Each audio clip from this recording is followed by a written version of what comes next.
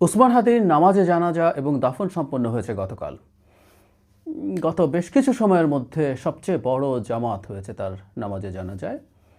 এবং এরপর কেউ কেউ বলার চেষ্টা করছেন, ফেসবুকে দেখলাম, যে হাদির এই জানাজায় মানুষের উপস্থিতি হাদির যে রাজনীতি সেটার এক বিরাট এন্ডোর্সমেন্ট এবং সেটা ভবিষ্যতের রাজনীতির গতি প্রকৃতি ঠিক করে দিচ্ছে। খুব কনফিডেন্টলি কেউ কেউ বলছেন, যারা খানিকটা রাজনৈতিক বোঝাপড়া রাখেন তাদেরকেও বলতে শুনছি। কথাটা কি ঠিক? খুবই জরুরি প্রশ্ন এটা, এবং এটা একটু অ্যানালাইজ করা দরকার। কারণ হলো, বাংলাদেশের রাজনীতির গতি প্রকৃতি যদি ওসমান হাদি যা রাজনীতি করতেন, তার যে রাজনীতি ছিল সেটার মতো হয়, তাহলে এটা খুবই বড় একটা ঘটনা। নিশ্চিতভাবেই হবে কিনা সেটা বলতে চাই, কথা বলবো। তার জানা যায় কেমন মানুষ হয়েছে। আমি দেখলাম কি যেন প্রযুক্তি আছে, স্যাটেলাইট দিয়ে লোকজন এক ধরনের ম্যাপিং ট্যাপিং করে তারা এটা করছেন। সংখ্যা, কনজারভেটিভ সংখ্যাটাও বেশ বড়, 6 থেকে 7 লক্ষ মানুষ সেখানে জমায়েত হয়েছিলেন কারো কারো হিসাবে। এটা হয়তো আমি জানি না, আমি এই জিনিসগুলো সম্পর্কে বিস্তারিত জানি না, কিন্তু ফেসবুকে শেয়ার দেখে বুঝতে পারছি। কেউ কেউ আবার অন্য কোনো ওয়েবসাইট বা অন্য কোনো প্রযুক্তি ব্যবহার করে তারা দেখেছেন এটা 1 মিলিয়নেরও বেশি হতে পারে, মানে 10 লক্ষের বেশি মানুষ হতে পারে। কনজারভেটিভ সংখ্যাটাও অনেক বড় নিশ্চিতভাবেই। ওসমান হাদির মৃত্যু, প্রথম গুলিবিদ্ধ হওয়ার কথাই বলছি, গুলিবিদ্ধ হওয়ার পর থেকেই মানুষের সহানুভূতি তিনি যেভাবে পেয়েছেন, মানুষ তার জন্য যেভাবে প্রার্থনা করেছে, তার মৃত্যুর পর মানুষের এই অংশগ্রহণটাও খুবই প্রত্যাশিতই ছিল। আবার শোনা যায়, আমি নিশ্চিত নই, কোনো কোনো ক্ষেত্রে যথেষ্ট অর্গানাইজ করে ওখানে উপস্থিতি বাড়ানোর চেষ্টা হয়েছে। যাই হোক, কিন্তু স্বতঃস্ফূর্ত উপস্থিতি ছিলই, স্বতঃস্ফূর্ত অংশগ্রহণ ছিলই, এটা নিয়ে কোনো দ্বিধার কিছু না। আমার পরিচিত বহু বহু বহু মানুষকে সেখানে জানাজার নামাজে যেতে দেখেছি। এখন প্রশ্ন হচ্ছে, এই উপস্থিতিটা রাজনীতির গতি প্রকৃতি ঠিক করছে কিনা, বা তার আগে এই আলাপটা একটু করে নিয়ে জানাব, ওসমান হাদির যে জানাজা, তাতে এত মানুষ কেন গেল, বা তার রাজনীতির সমর্থক হতেই হবে তার জানাজায় যাওয়ার জন্য? এটা একটা প্রশ্ন। আমরা খেয়াল করব, ওসমান হাদিকে যারা চিনতেন না এই গুলিবিদ্ধ হবার আগে, অনেকেই চিনতেন না, আমার পরিচিত মানুষদের মধ্যেই আছেন, তিনি গুলিবিদ্ধ হওয়ার পর মৃত্যুর সময় পর্যন্ত একটা সময় গেছে, 6 দিন। ধরলাম আমরা এভাবে যদি চিন্তা করি, ওসমান হাদি গুলিবিদ্ধ হয়েছেন, মারা গেলেন, তারপর তার জানাজা হলো। আমি অনুমান করি জানাজার এই পার্টিসিপেশনটা হতো না। উনি তার মৃত্যু এবং তার গুলিবিদ্ধ হওয়ার মাঝখানে যে সময়টা, সেই সময়টাতে ওসমান হাদির অনেকগুলো ভিডিও আমাদের সামাজিক মাধ্যমে ছড়িয়ে পড়েছে। মেইন স্ট্রিম চ্যানেলগুলো রিপিটেডলি দেখিয়েছে। কি দেখা গেল সেখানে? সেখানে খুবই আবেগাপ্লুত হওয়ার মতো ঘটনা আছে। তিনি তার কন্যাকে নিয়ে কথা বলছেন, শিশু কন্যাকে নিয়ে। তিনি ক্যাম্পেইন করছেন নির্বাচনী, খুব সাধারণ বেশভূষায়, লুঙ্গি পরে, সাধারণ পোশাক পরে, খুবই সাধারণভাবে নিজে হেঁটে মানুষকে লিফলেট দিচ্ছেন, কথা বলছেন, মানুষকে জড়িয়ে ধরছেন। প্রায় বলি যে তার রাজনীতি নিয়ে আমাদের দ্বিমত থাকতে পারে, কিন্তু ওসমান হাদির একটা সারল্য ছিল, সততা ছিল, এটা ইম্পর্ট্যান্ট, প্যাশন ছিল। ভ্যানে ঘুমাচ্ছেন কাজ করতে করতে, মুড়ি বাতাসা দিয়ে ক্যাম্পেইন করছেন, স্ত্রীকে রান্নায় সাহায্য করছেন, সবজি কেটে দিচ্ছেন।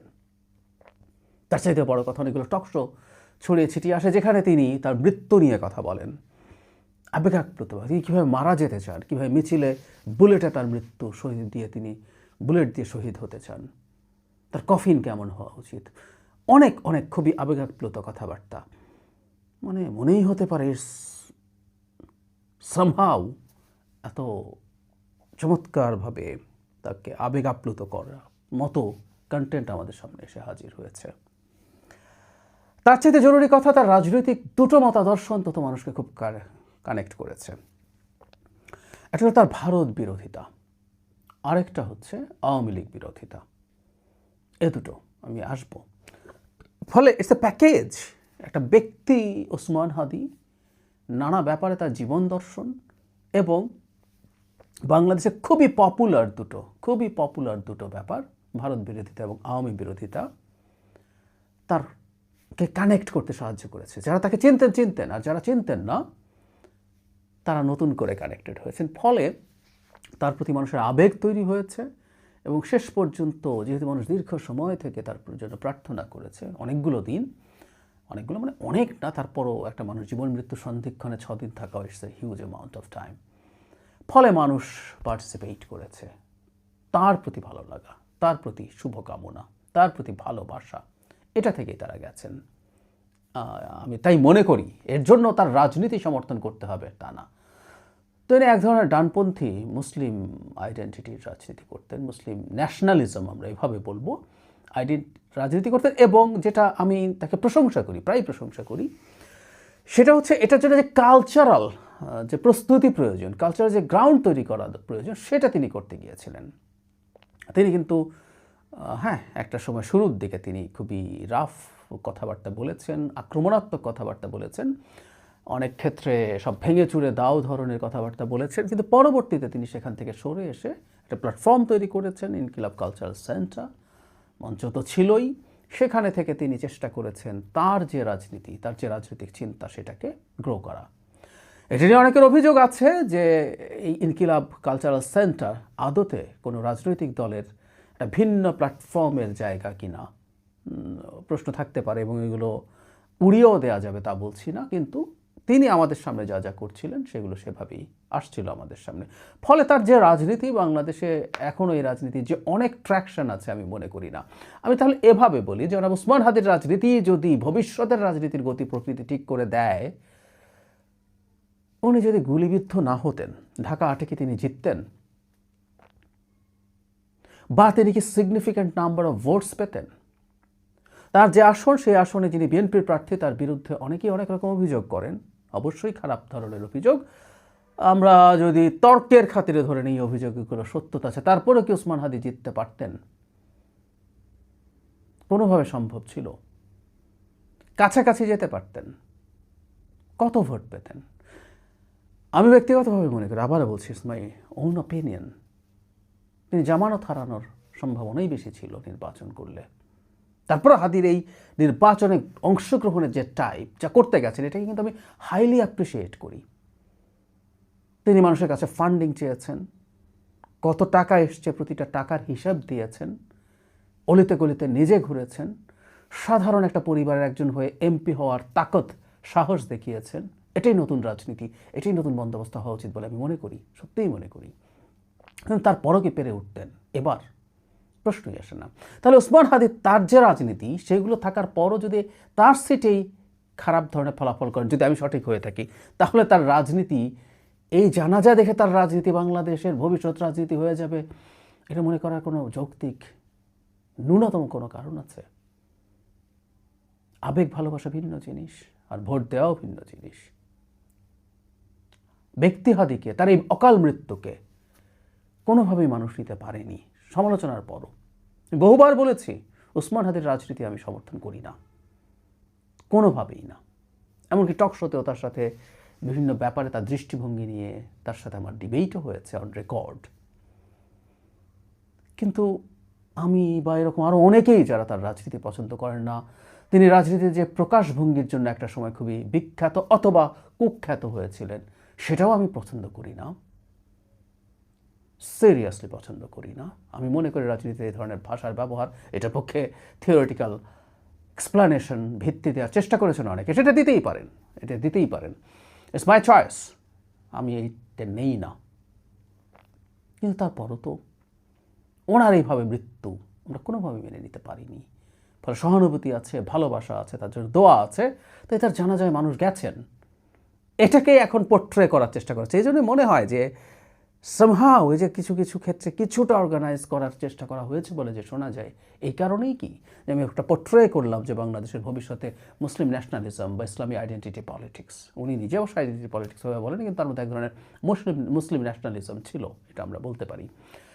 সেটাই রাজনীতি গতি প্রকৃতি ঠিক করবে, এটা প্রজেক্ট করার চেষ্টা করা হবে। সরি, সেই সম্ভাবনা আসলে একেবারেই নেই।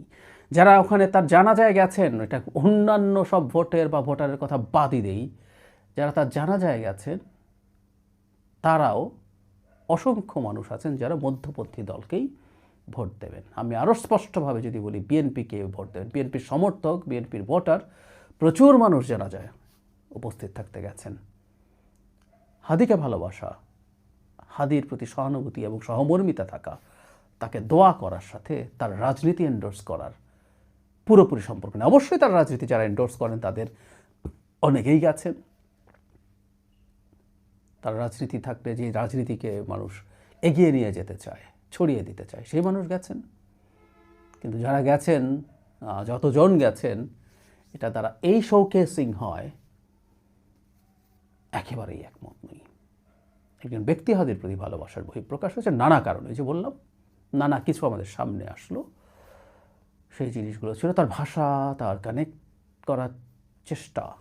টকশোতে তো তিনি তুলনামূলকভাবে রাস্তায় যেভাবে বক্তৃতা করতেন তার বাইরে করতেন, it's a very good communicator.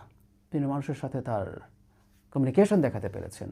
Even তার কিছু, যে বললাম না সব ক্ষেত্রে একমত নই, তার অনেক কিছুর সাথে দ্বিমত করলো, অসাধারণ সুন্দর সব ইস্যুজ আছে। আর তার প্রথম আলো নিয়ে একটা ভিডিও আমাদের সামনে এসেছে, দেখেছি আমরা একসময় প্রথম আলোর সামনে যে কি গরু জবাই করে জিয়াফত করার কথা ছিল, ওসমান হাদি ওই সময়কার ভিডিও হবে, এটা সমালোচনা করছেন যে না, এটা কোনোভাবে তিনি সমর্থন করেন না। প্রথম আলো নিয়ে তার ক্রিটিক আছে, কিন্তু তিনি চান যে প্রথম আলোর মতো আরও 10টা পত্রিকা বানিয়ে সেই ফাইটটা করা হবে। এরকম অনেক সেন্সিবল ভারত সম্পর্কে এত সমালোচনা করছেন, কিন্তু পশ্চিমবঙ্গের মানুষজন আমাদের পক্ষে দাঁড়িয়েছে, উনি এটাকে এন্ডোর্স করছেন। ভারত সরকারের প্রতি বা রাষ্ট্রের প্রতি সব অভিযোগ আছে বলছেন। সুতরাং এরকম অনেক কিছু, অনেক চমৎকার রাজনৈতিক দিকে দৃষ্টিভঙ্গিও আমাদের সামনে এসছে, যেগুলোর সাথে আমরা দ্বিমত করব না। এবং হি ওয়াজ এ ভেরি গুড কমিউনিকেটার, খুব আটপৌরে ভাষায় কথা বলেন, কমিউনিকেট করতে পারেন। আবার অ্যাট দ্য সেম টাইম বাইরেও তিনি যখন খুবই অ্যাংরি ইয়াং ম্যান একটা লুক আছে, আমি প্রায় বলি কথাটা, ভবিষ্যতের রাজনীতিতে সম্ভবত এই ধরনের মানুষ আরও আসবেনি। ওসমান হাদি চলে গেলেন, কেউ না কেউ আসবে, কারণ এটাই এখন এই রাজনীতির একটা যুগ শুরু হয়েছে, রাইটিস্ট ডেমাগগস। আমি ডেমাগগ শব্দটা বলেই ফেললাম। ওসমান হাদি অন্তত মাঠে যেভাবে কথা বলেছেন, এটা বিরাট একটা অংশ ডেমাগগেরই ছিল। তো এটা আবারও আসবে এবং এটা খুব ভালো কানেক্ট করে, এই সময়গুলোতে কানেক্ট করে। বিশেষ করে আমাদের ওই পাশে যখন ভারতে একটা হিন্দুত্ববাদী দল, একটা নরেন্দ্র মোদীর মতো একটা প্রধানমন্ত্রী থাকে, যারা হিন্দুত্ববাদী আইডেন্টিটি পলিটিক্স করে, তার পাল্টা এখানে মুসলিম জাতীয়তাবাদ বা ইসলামী আইডেন্টিটি পলিটিক্স যে কোনো ফর্মেই হোক, এরকম অত্যন্ত টাফ বক্তব্য দেন, উগ্রভাবে কথা বলেন। আর এইরকম নেতার জন্ম আসলে হবে, এটা আমাদের মধ্যে থাকা ক্ষোভকে, বিশেষ করে ভারতকে নিয়ে কেউ যদি এই ধরনের ভাষায় ব্যবহার করেন, বেশি কানেক্ট করবে। এভাবেই উনি কানেক্ট করেছিলেন। সো এটুকু বলা যায়, আমরা এটুকু বলতেই পারি, ভবিষ্যতের রাজনীতিতে এটা আমরা অ্যাগ্রিও করি। বাংলাদেশে ভারতকে তোয়াজ করে শেখ হাসিনার মতো দূরেই থাক, শেখ হাসিনার অর্ধেক বা 1/4 তোয়াজ করেও রাজনীতি করা যাবে না। আমি প্রায় বলি এটা, ওসমান হাদির আগেও আমরা বলতে পারি। At the same time Awami লীগের প্রতিও মানুষের ক্ষোভ যে জায়গায় আছে, সেই জায়গায় আওয়ামী লীগের প্রতিও খুব বেশি সহানুভূতিশীল হওয়া প্রায় ইম্পসিবল হবে। এই ব্যাপারগুলো মাথায় রাখা জরুরি। এটা আসলে এই জানাজার আগেই আমরা জানি। যাই হোক, আমরা ওসমান হাদির আত্মার মাগফিরাত কামনা করি।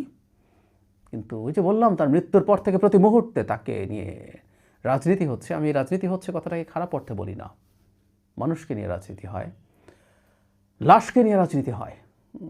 আমাদের ইতিহাসের বাঁকে বাঁকে আছে। 69-এর গণঅভ্যুত্থানে আসাদের রক্তমাখা শার্ট নিয়ে শপথ হয়েছিল। ভালো খারাপ ইজ এ ডিফারেন্ট ডিবেট, কারো কাছে ভালো, কারো কাছে খারাপ। ওসমান হাদিকে নিয়েও রাজনীতি হচ্ছে।